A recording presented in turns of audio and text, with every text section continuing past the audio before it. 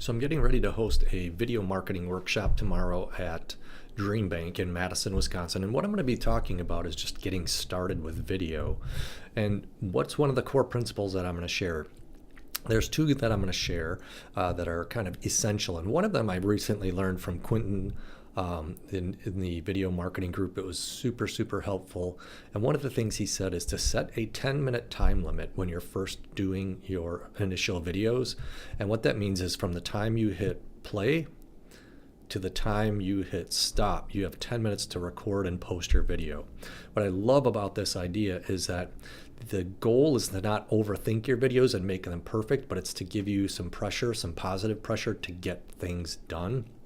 And so from the time of the very first start to hit record to the time of completion to the time of uploading, you have 10 minutes. The other tip that I have is from Sheridan, and Marcus taught me this. And he said, once you hit the record button, even if you stumble, don't stop, just keep going.